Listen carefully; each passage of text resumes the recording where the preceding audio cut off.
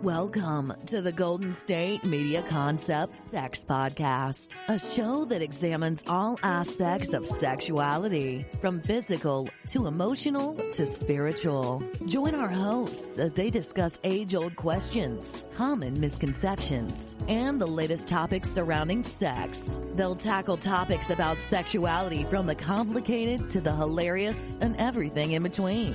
GSMC Sex Podcast is your show for all of your questions about sex, even some you might not have thought of yet.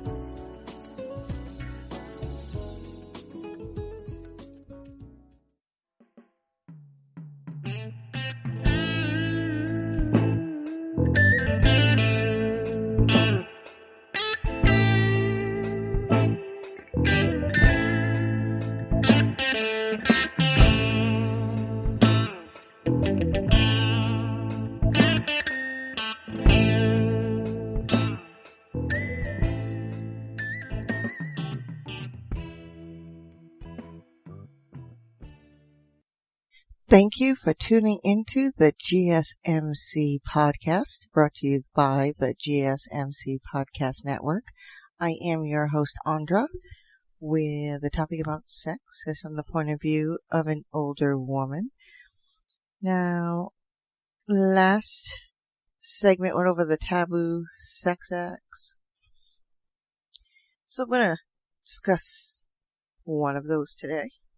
I thought it was quite interesting, and it is Urolagnia, also known as the golden shower or water sports, which is one of a very popular sex fetish out in Great Britain, and it came up, I believe, number 9 on the list of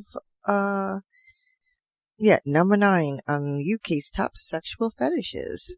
Interesting enough. They're probably more open than we are. But they consider it, they call it water sports. It's not, exactly uncommon. Just a little bit of,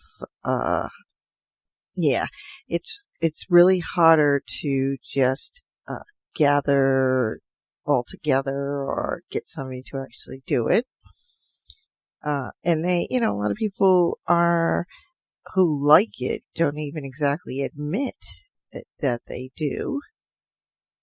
So that's a way of looking at that.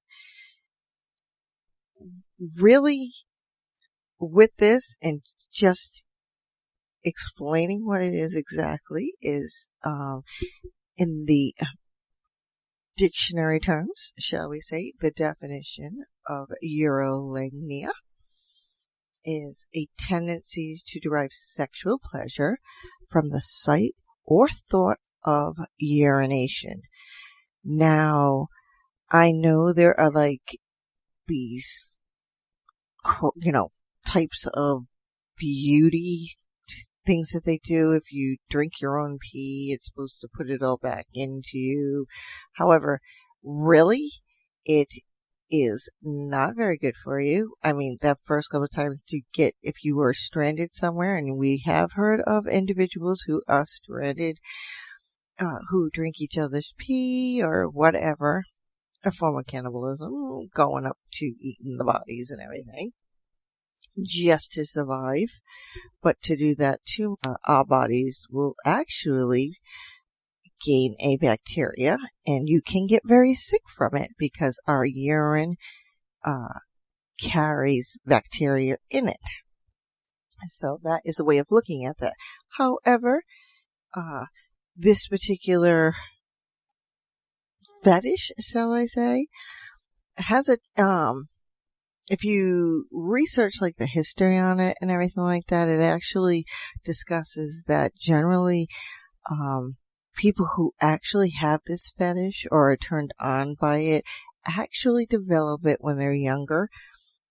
One, from watching a parent going to the bathroom when they were a kid, or when you're trying to train a child, you are taught to hold your pee. It's when somebody is sexually aroused by this, it generally will come out as, how do I say, the sense, it affects the senses, and that's how an individual is literally turned on by it. It's the smell, the sound, looking at it.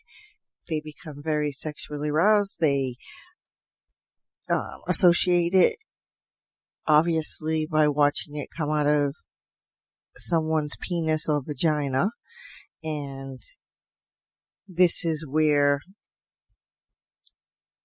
it would come in, where they pick it up when they're younger. You know, it is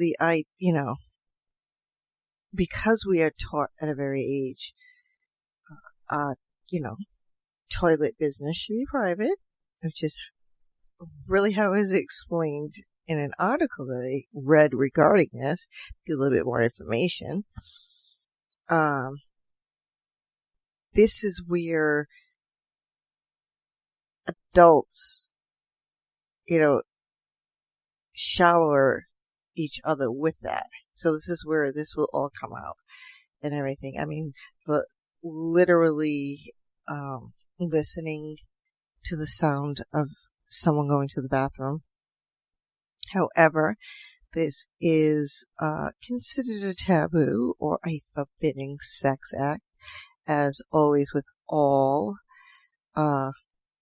fetishes or something that's going to require a real invasion of boundaries and the like, even during sex. You should really educate yourself about it, communicate with your partner, and definitely get their consent, because very, very important. This is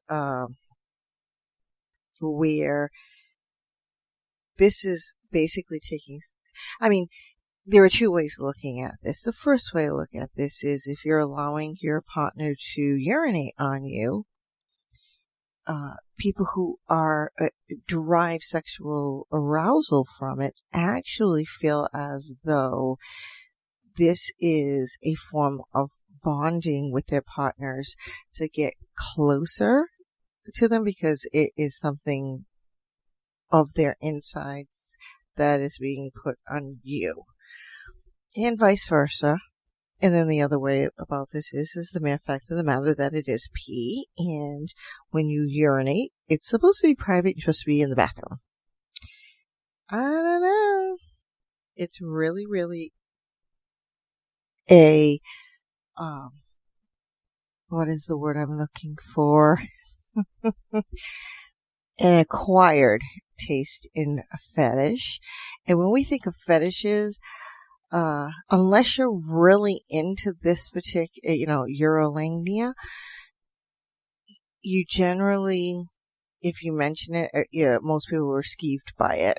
However, with fetishes, there is an elite group of individuals, some more than others, are much more out there, like BDSM, orgies, going to sex parties, spanking your partner, and that, anything that is considered somewhat, I don't know if you'd say, what's gonna, go beyond that boundary, go beyond what that normal, quote unquote, sex is for all of us, you really, really want to have the consent. Now, people who actually do get off on this actually would enjoy watching their partners masturbate. So peeing kind of mimics it, just a longer stream. And the idea of watching that continued stream coming from a penis or a vagina is what is the turn on. Now, this is very big in the UK, and big, water sports fetish out there. Now, a lot of people ask, am I going to get sick, or is it dangerous to drink the pee? Obviously, it's not dangerous if you're getting peed on as opposed to it going into your mouth. However, it is not dangerous in the beginning. If you continue, yes, it does become a problem because our urine carries bacteria. So if you are going, you're really into this fetish or you're interested in it, do not drink immediately when it first comes out, because the immediate portion of urine with everybody is the bacteria which our body is expelling. So that's some way, that's a way of looking at it. You've heard of people drinking it and when they've gotten stranded or whatever, they just don't exactly think that's a very good idea to do for a long length of time, because then you do have issues. However, it's funny because UK has an Obscene Publications Act, and it actually lists, and this is quoted, activities involving perversion or degradation, such as drinking urine, urination, or vomiting on to the body, or excretion, or use of excreta. And this is, it's one of its most commonly prosecuted topics.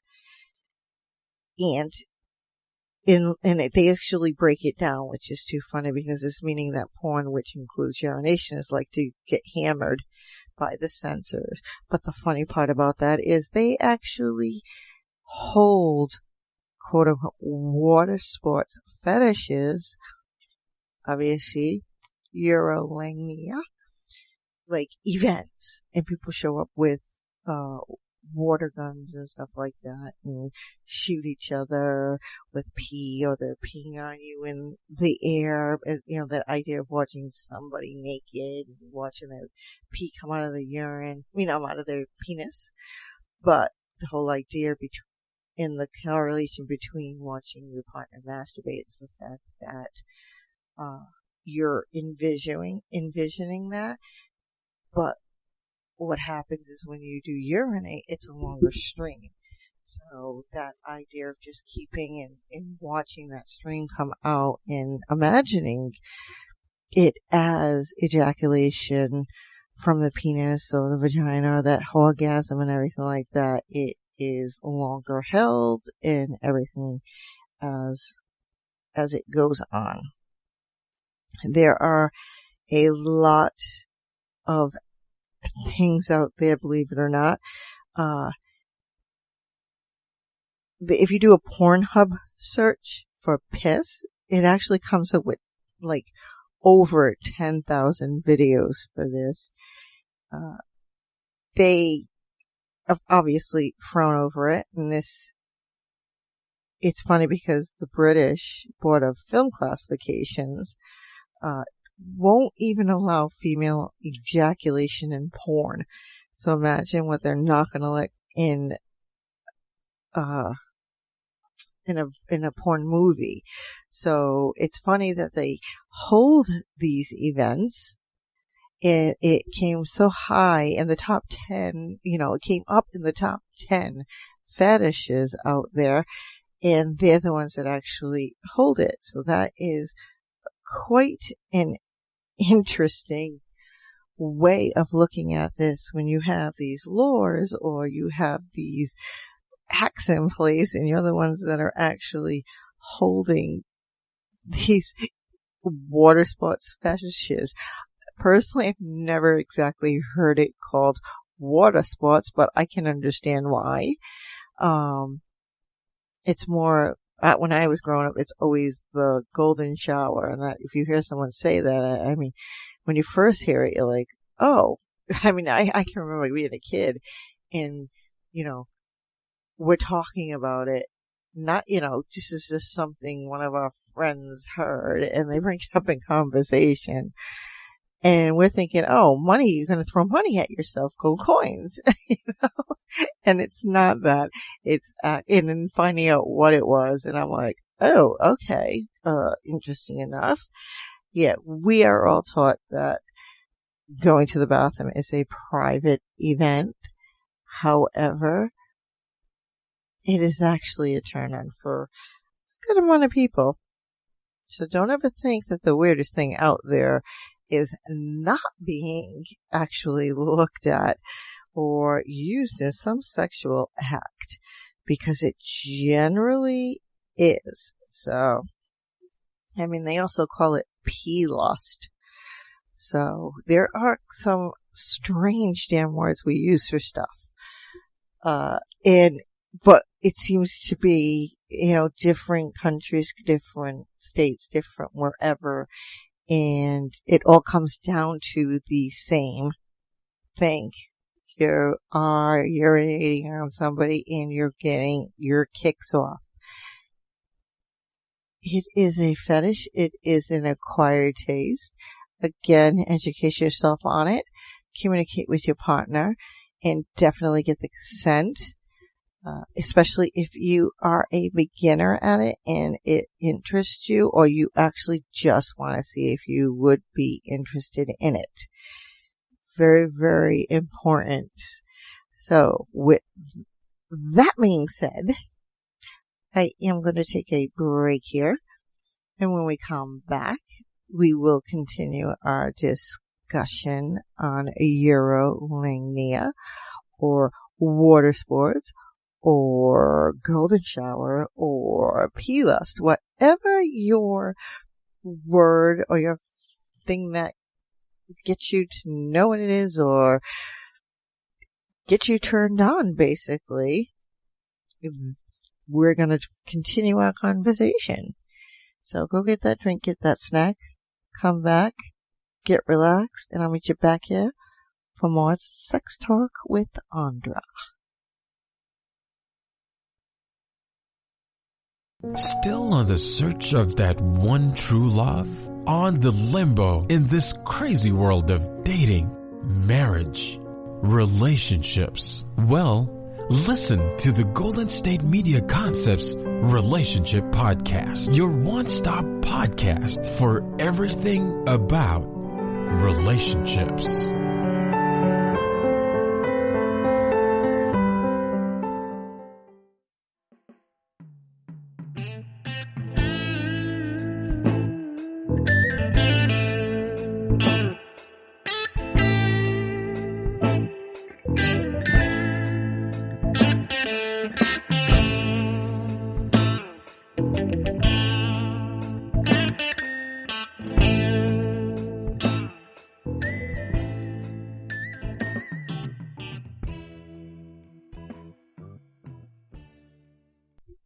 Thank you for tuning into the GSMC podcast, brought to you by the GSMC Podcast Network. I am still your host, Andra, where the topic about sex is from the point of view of an older woman.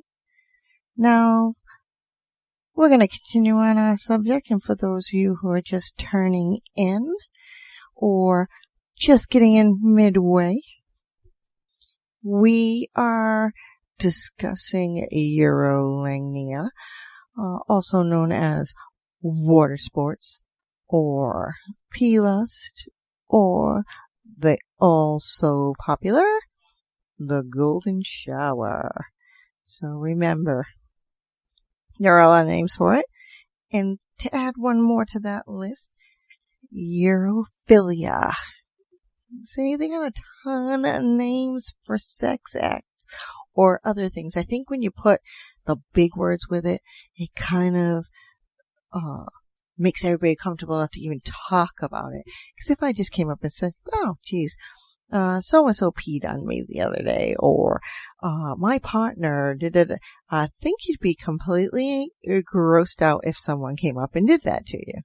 So they come up with these things, I think, to make people feel comfortable, or to put a name on something, because uro is a urine in human anatomy terms. So it is the root right there. And those of you medical majors know that. So, obviously it is,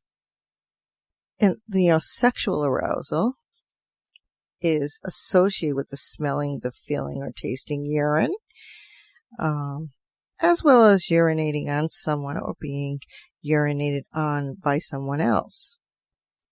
Obviously, there are physical aspects to it as well, and obviously is the touch or the feel of it on you, which is warm, and the smell associated with it. So I know if those deep sea divers out there, if you say you're cold under the water, what do they tell you to do? They tell you to pee, because it warms you up, or it warms up the water in your general vicinity. So there is a way of looking at that. So you're getting your golden shower. If you get bit by a jellyfish, there is a poison one out there, and they tell you to have someone pee on the on the bite. Takes away the sting, takes away everything about it, and it basically neutralizes it. So in a way, if you want to get technical, there are things that we are all doing where we either have gotten peed on, or in the same pool and we peed with them, or under the water diving and you peed and we swam right through it. So may not be the sexual part of that you wanted. However, you probably had it before. So, in sadomasochistic activities, however, the sadist will actually show dominance by urinating on the masochist. So there's where the dominance comes into play. It is a way of, like, if you're putting it into sexual play, and both you and your partner are into it, and there is that form of dominance, there is an opposite side to that where you're getting peed on and the person who's urinating on you is actually, it's a form of showing dominance, one, two, like an insult, sort of, kind of, but in a good way, if you like that. People who, take part in this are called urophiliacs. So it's just one of those nights for me, I guess, or one of those days, shall I say. This particular, urinating, or the golden shower, encompasses a variety of, like, behaviors and sexual practices involved with urination and urine in general. And one is urine serves as a fetishistic, I don't know, they must have stayed at home and made that word up, object. Another way is urination is used for humiliation in the act of sadomasochism. I'm telling you, it's the first day with the new tongue. Too funny. But I think you get my gist on the name. And then, urine is used for ritualistic or ceremonial purposes as well. I think a lot of people will be more comfortable with it that way as opposed to the other way. Now, there are common variations and subtypes with it. And it's really funny because we all talk about this, and just thinking about it makes you think, well, and I didn't mention this in the beginning of this segment as I was talking and explaining that they have found that most individuals who do have this sexual arousal from this particular act of urinating on a person, where it comes when they see it, they get it when they're a kid. It is also the idea, believe it or not, when you were a child, if your parents did not change your diaper right away and your diaper was, wet, it's a comfort for you. You pee into the diaper, it's warm, but then it gets wet, but then you get a rash. So there's some good and bad in that. But this is where this is. And as when we are young, we are very impressionable.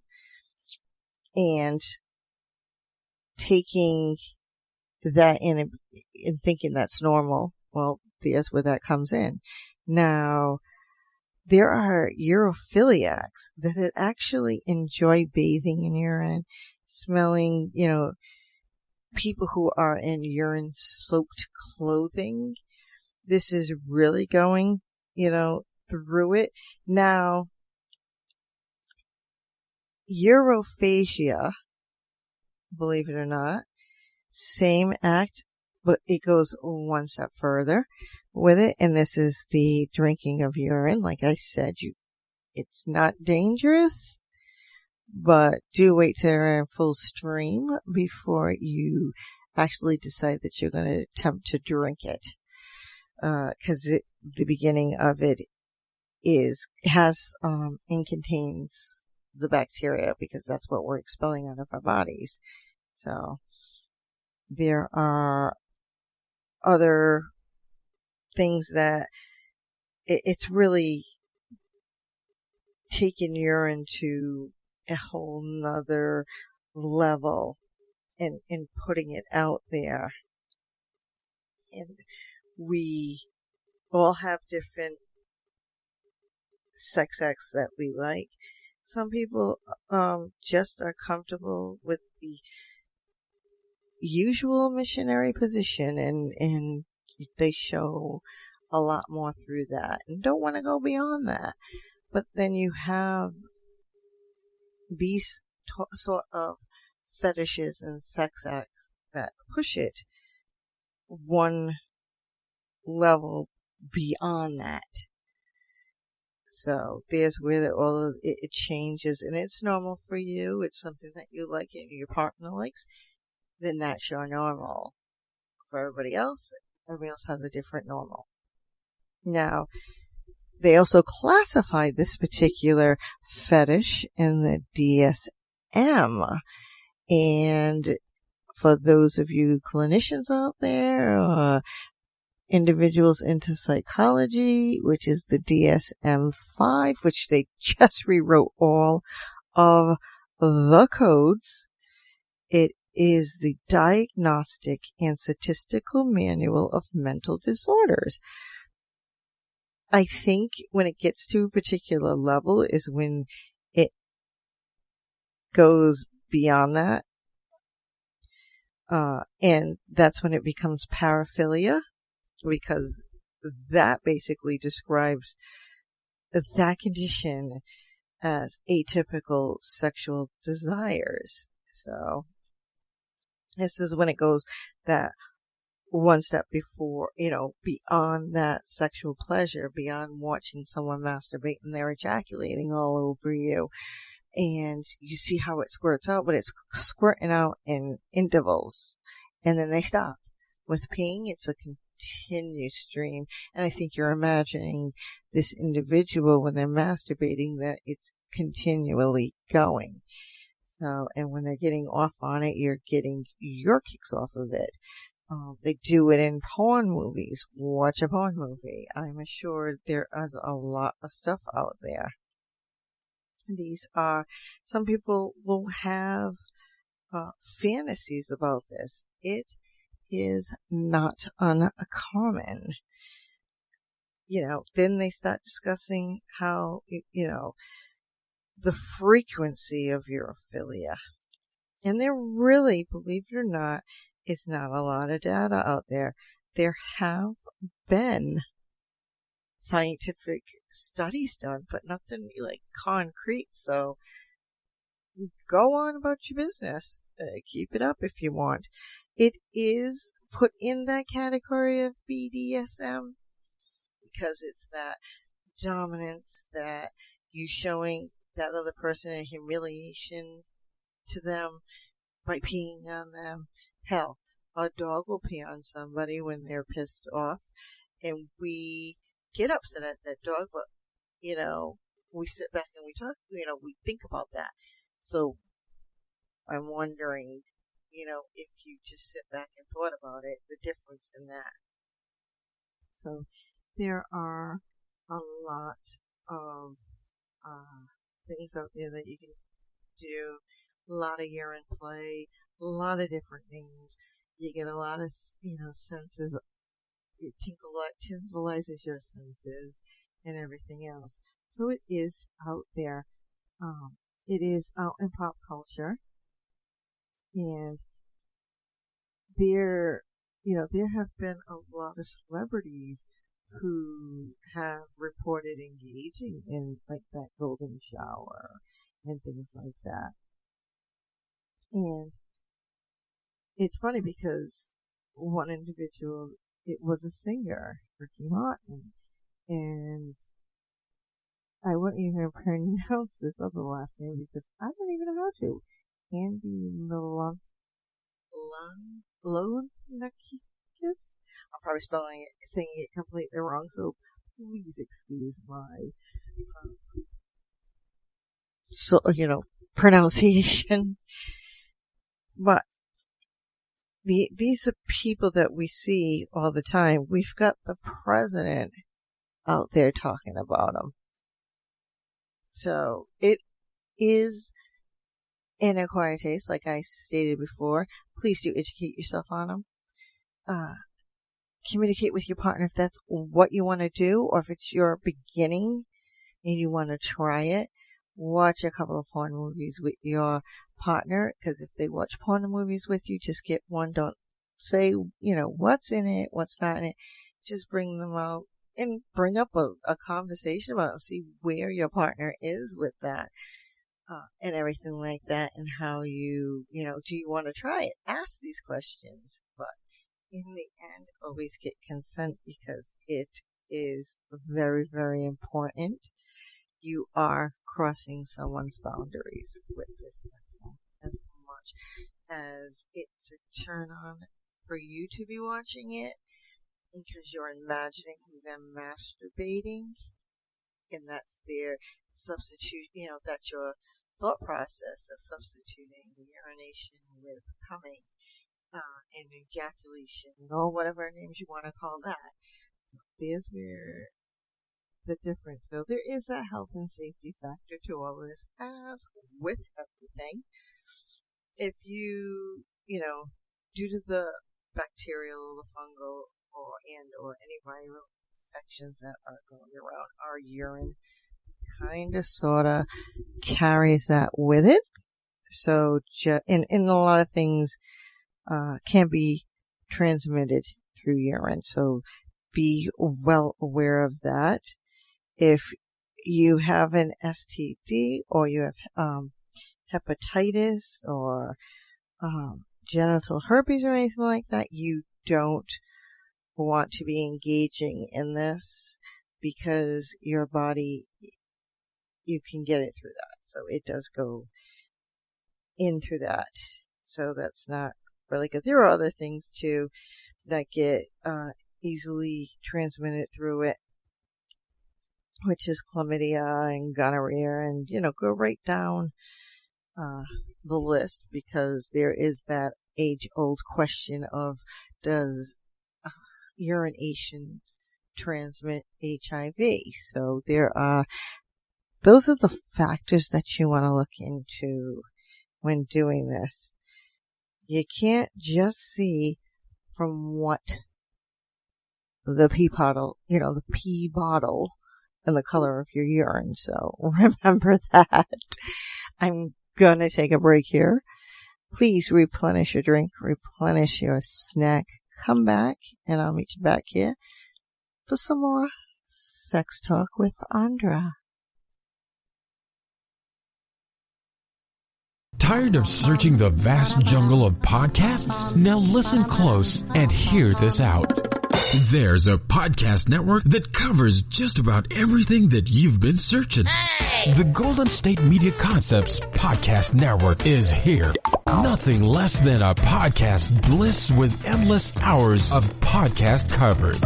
From news, sports, music, fashion, cooking, entertainment, fantasy, football, and so much more. So stop lurking around and go straight out to the Golden State Media Concepts Podcast Network. Guaranteed to fill that podcast itch. Whatever it may be. Visit us at www.gsmcpodcast.com. Follow us on Facebook and Twitter, and download us on iTunes, SoundCloud, and Google Play.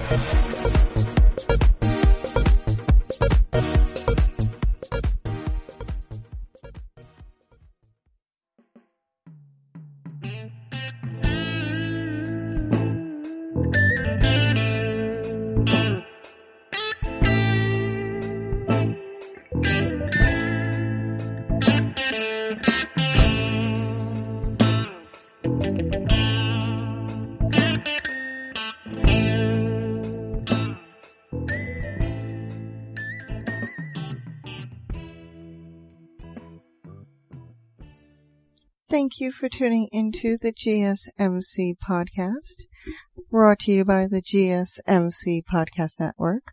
I am your host, Andra, where the topic about sex is from the point of view of an older woman. Now, our topic today is Urolagnia, or Urophilia, or water sports, or golden showers, or you name it, P-lust, you name it. Derived from that lovely word in Greek, which means love, philia, love, and or lust, lagnia, for urine. Gotta love those Greek root words. You know, the success of this act, the sexual arousal, does depend on, being urinated upon or swallowing pee, do both. But also, reciprocal condition as well. So that's where that would come in. Sometimes with this fetish, you could just simply sit there and watch another person pee. They could be doing it in the toilet and you just want to watch it because it's a sexual turn on. There you go. Or smelling things that are urine stuff. Now, I know with deer pee, I think guys can smell it better than females can or something. Oh, we find it very stinky. They find it very pleasant or something. And that just goes to show the difference in how we do smell things differently, or how we interpret things through our senses differently. So that's a way of looking at that. Usually what urophiles, which, probably is the plural, the signal for this fetish to show other people, other like-minded people that you are into that, is actually by putting a yellow handkerchief in your pocket. Believe it or not, it's a signal to other urophilias. Philiacs, shall I say, individuals with that sexual drive, urophilia, urolagnia, whatever you want to call it. Let's get down to layman's terms, the water sports, golden shower, you name it. P-lust is in there too. Obviously, some risks are there. However, really, urine is high in salt and waste material from the vitamins and antibiotics. So that's where that consumption of urine, you need to limit. Because that's, our bodies have difficulties getting rid of it. So, there are, believe it or not, medications and psychotherapy that is, different types that are available for individuals who do partake in this particular sex fetish.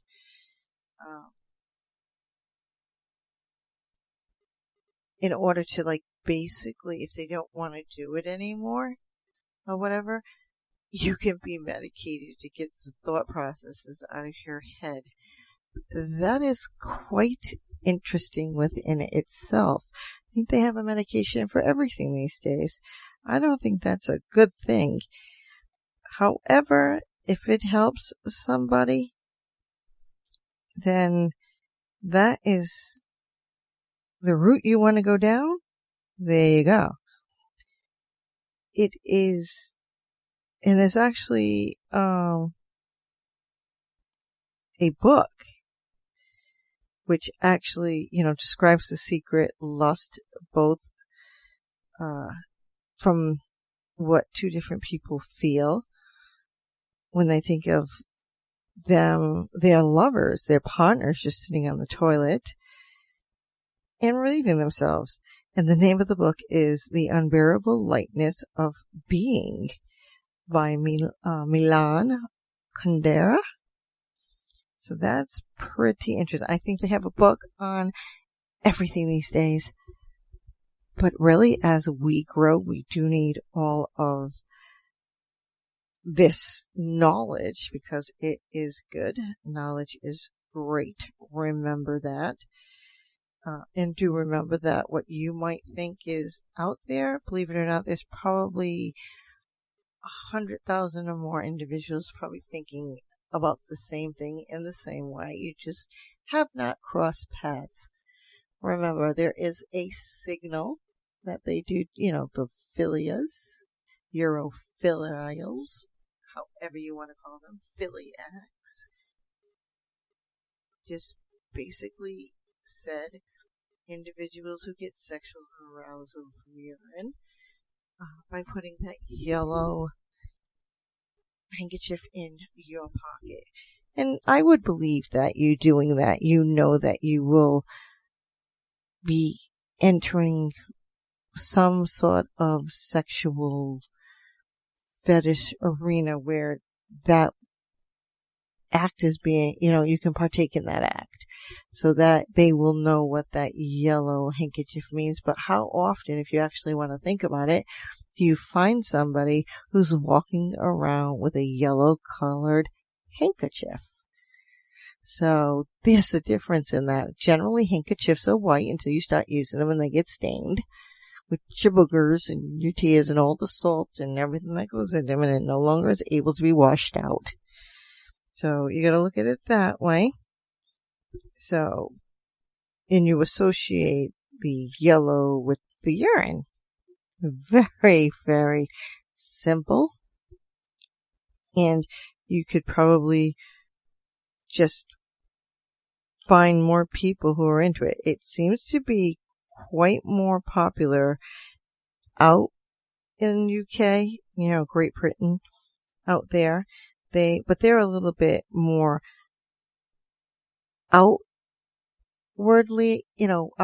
with all their sexual acts. I think we try here, and due to all these laws of indecency and pornography and all these things that are going on, that I think as Americans we tend to remain behind closed doors with anything that makes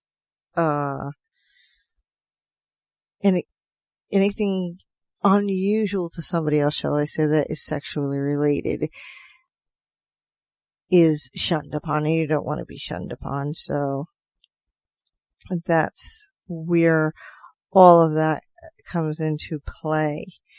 It is like I said earlier, an acquired taste, but it is a fetish on, just the same, and should be respected as such, because everybody has different views on what turns them on, what gets them hard, and wet. So going through that gets you to understand it a lot better, and you don't have to worry about being shunned upon because you have this fetish. It is out there. It is real. They do groups if you feel that you need to leave the country to go and enjoy this and feel much more comfortable and you got the money, go for it. I don't think you're going to be able to get an airplane ticket into certain countries nowadays. So until this whole COVID thing blows over.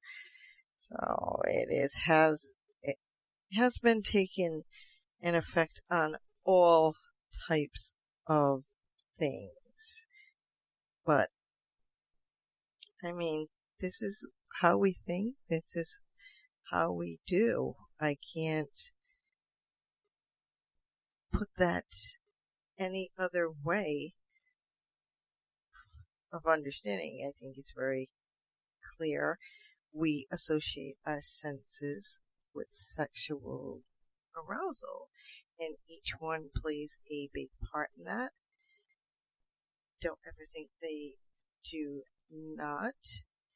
Now,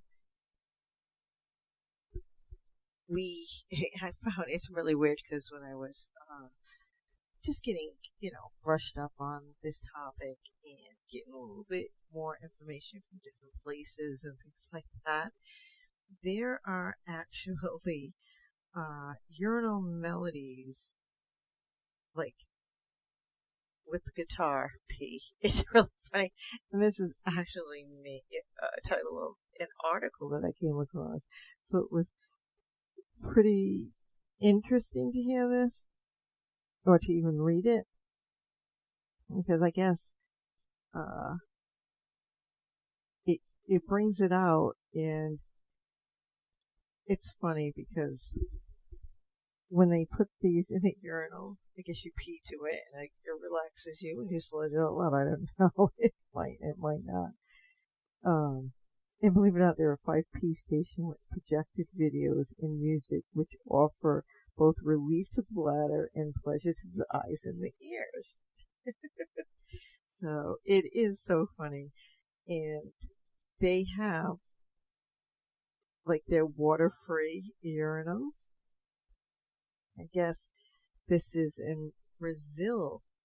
So, and it's in a Brazilian cafe called Bar Aurora in Sao Paulo.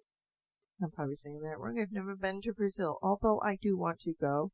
It actually, every time I see it on TV, sounds amazing, and they are very sexual people out there. So they entertain their guests with guitar pee. A urinal turned into a guitar, complete with the amplifier. Now, is that too funny? Because you don't need your hands to play it, obviously. As your pee flows, you hit the keys, and you're making pee music. Too funny. I love it.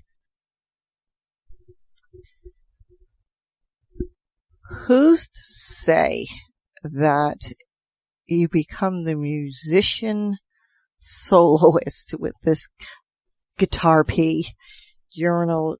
Wicked funny. I can see this too, which is wicked funny. I'm just like actually laughing in my head right now, just imagining a guy standing there in the urinal peeing and trying to hit the chords. Hell, you might just go in there all the time just to pee so you can do it. I don't know. I do not know.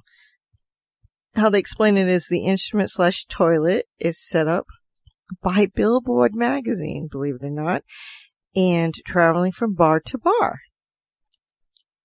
It made use of electric tabs which emit pre-recorded guitar sounds when hit by urine.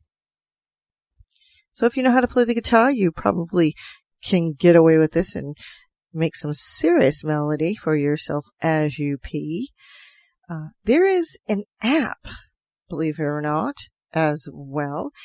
And the app streams, well, it's a streaming and they're called MP3 of previous performers. So if you want to listen to the P guitar soloist, it's actually spelled MPEE3. So look up the act. It is quite funny. They also have people who are using it and videotaping it because it is extremely funny. However, I'm pretty sure that reading on a little bit here, some of them, they had a website where you could put your performance on there, or people put their performances on there, and obviously it is no longer working for obvious reasons, probably. I don't know. You probably could find them. If you search hard enough, somebody probably put one up on YouTube with all the stuff that is on there now. Why not that? And you can download it or watch it on there. But, like I said, there is an app, and these are actually streams that people have made with it. You're not watching them, you're not seeing it, but you are using the senses of hearing, which could be a complete and other turn on for you. Now, we are going to take another break here, and when we come back and finish out our show, we will finish out the lovely musical tunes you can make with your pee, and then go on to, well, I don't know yet how I'm going to close out the show. I'm going to think about that for a little bit. Let me get something really juicy for you. How is that? Or at least try and make it juicy for you. So, if you want to replenish that drink and that snack, go right ahead. If not, you can just stay right there, and I will meet you back here after a few commercials to finish out Sex Talk with Andra.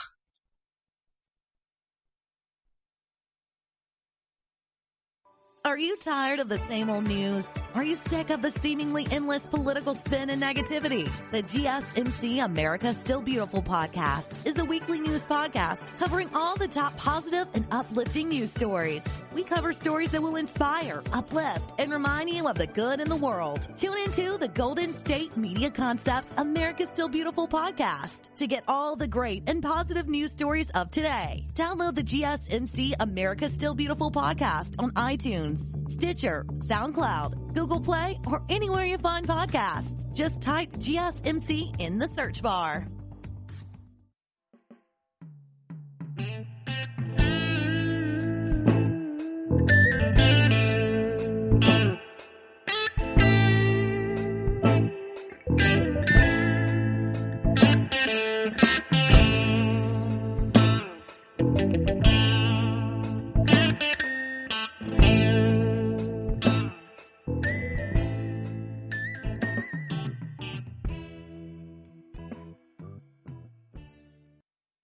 Thank you for tuning into the GSMC podcast, brought to you by the GSMC Podcast Network.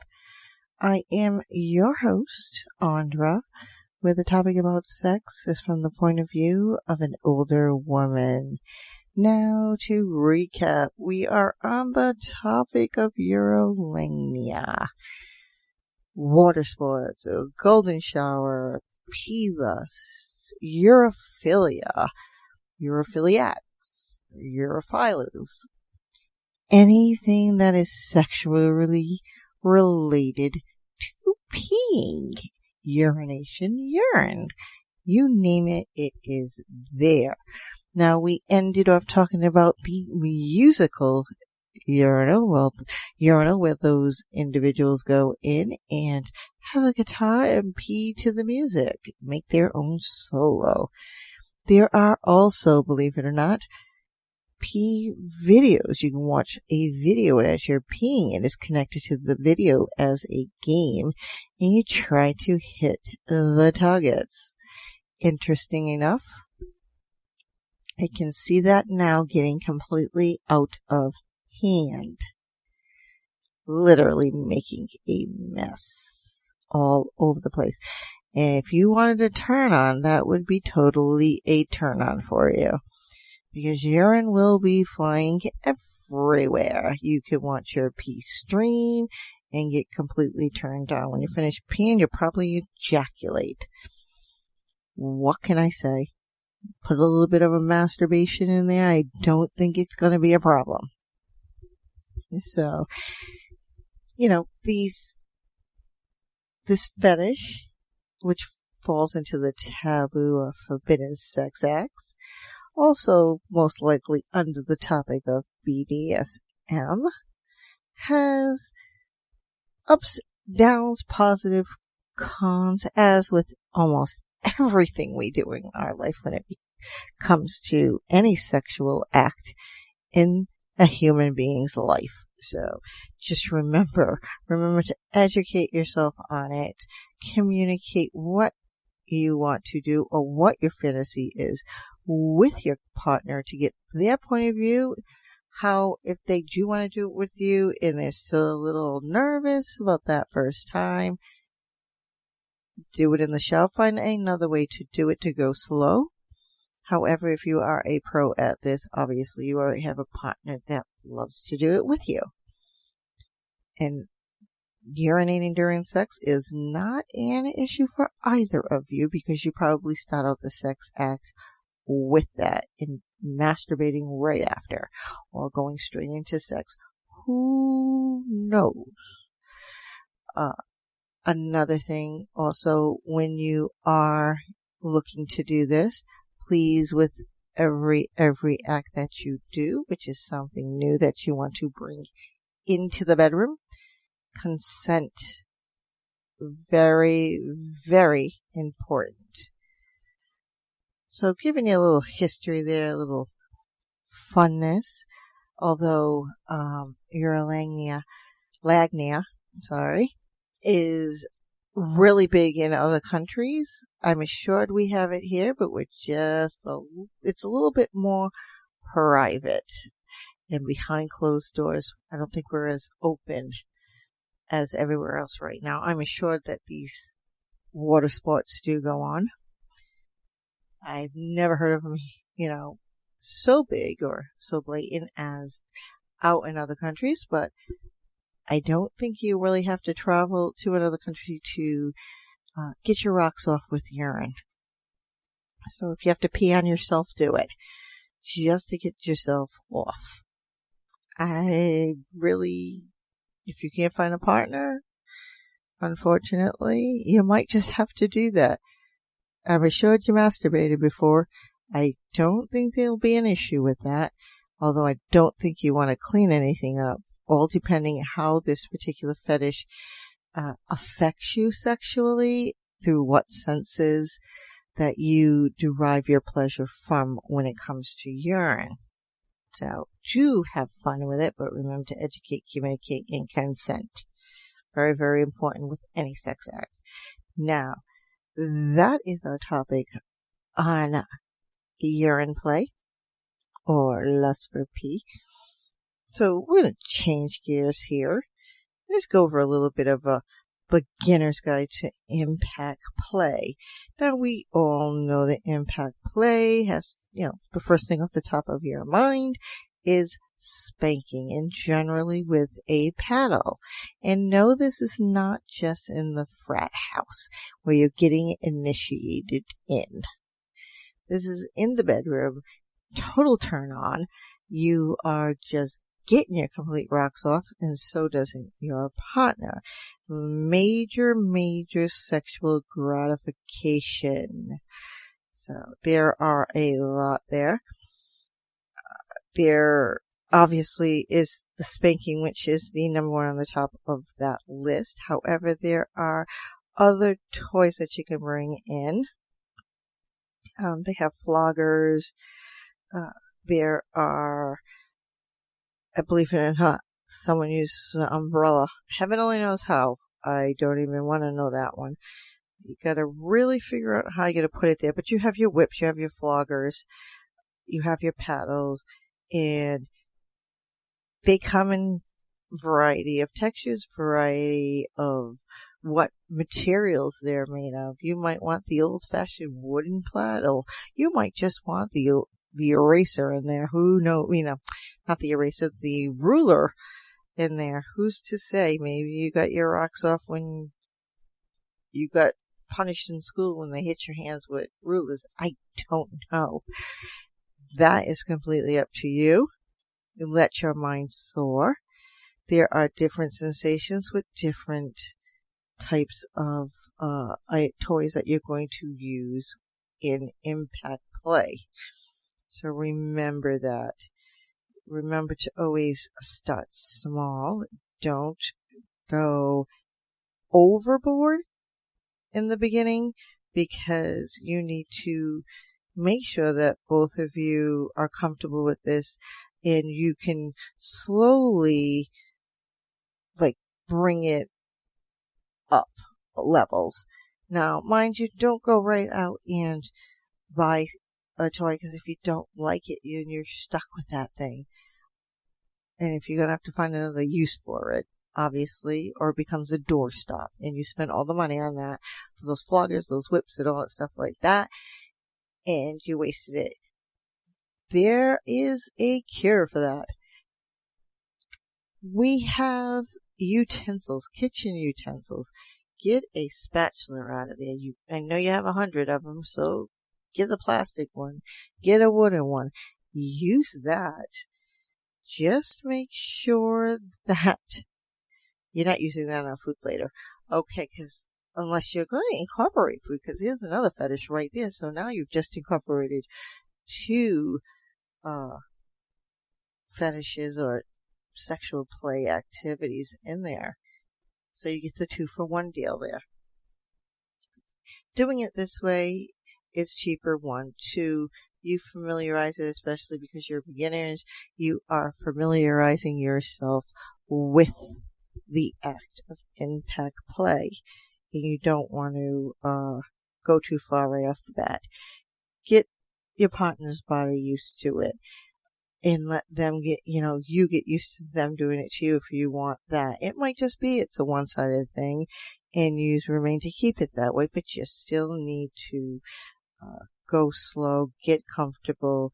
Don't go all out and crazy on your partner, because then you could really hurt each other.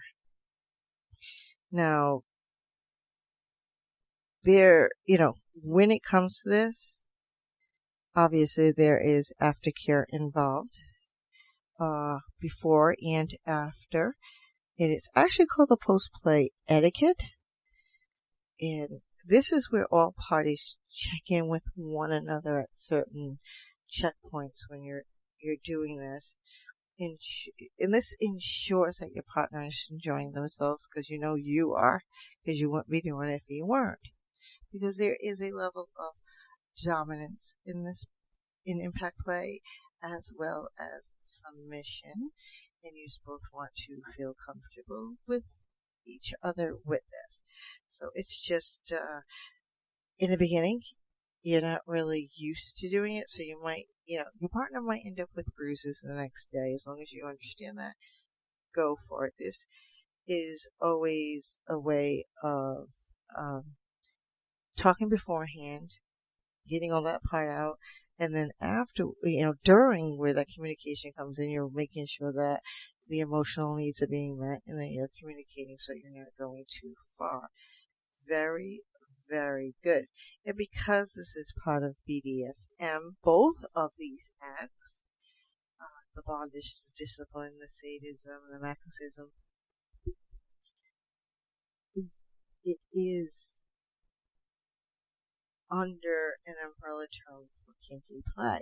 Obviously, you're taking that scene to the next level in the power, and there is a power exchange aspect to it. So you really want to make sure everything is consented upon. Now, they break down how bondage is, when one partner is tied up by the dominant partner, and then that is generally always part of impact play, and you want to make sure that obviously it's whoever you're tying your partner is getting tied up, or whoever you're having sex with. It might just be that one night stand that you're not going to, right now finding a partner, you just want to get it out of your system. You go to a place where, there's a dominatrix and all that, and it's in the privacy. You pay them to do it to you. Or they may be where you want it. Obviously, they're there to fulfill your sexual needs in your sex act, but most people who do go to a dominatrix actually want to be punished.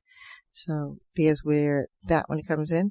So when bondage comes in, obviously there is a submissive partner in that.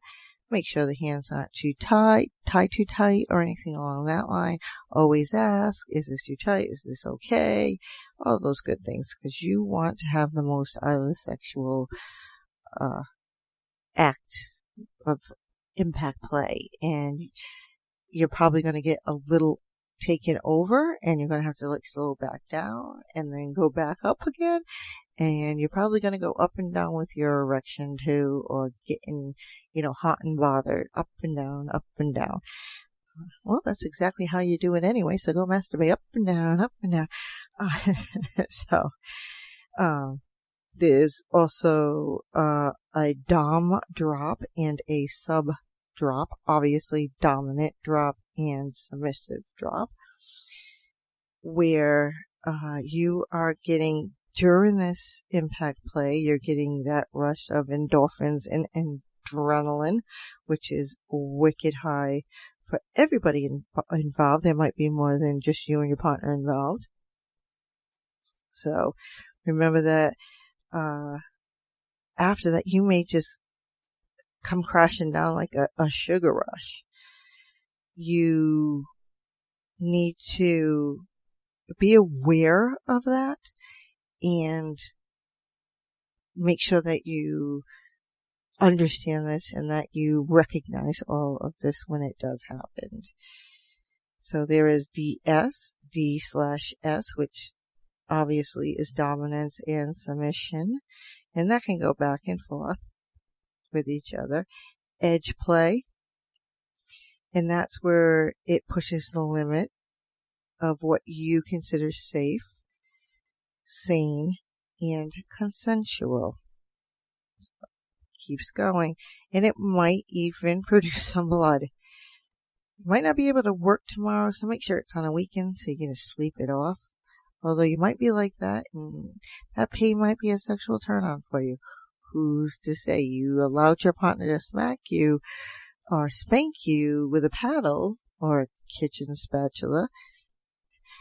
Now all of you are probably going to go to your kitchen and get one and look at it and see how well you could use it. That is an option. But there are those of that where you're going to go a little further. You really need to be a little bit more versed in knowing what's going on before you bring it up to that level. But these are different levels, different ways in which impact playing come in and what to look for. There are hard limits. These are the activities that are absolutely off limits and you cannot do. You will communicate those with your partner before you go into them. Very, very important. We all know what kink is. I don't think that we need to know that is anything more. That's something that's up and beyond the heterosexual vanilla norm when it comes to sex. Pain slut, which is, these are the individuals who actually enjoy that erotic pain. The play, obviously, is an erotic activity for penetrative intercourse to impact play. These are all in there. Rack, in capital letters. And that stands for Risk Aware Consensual Kink.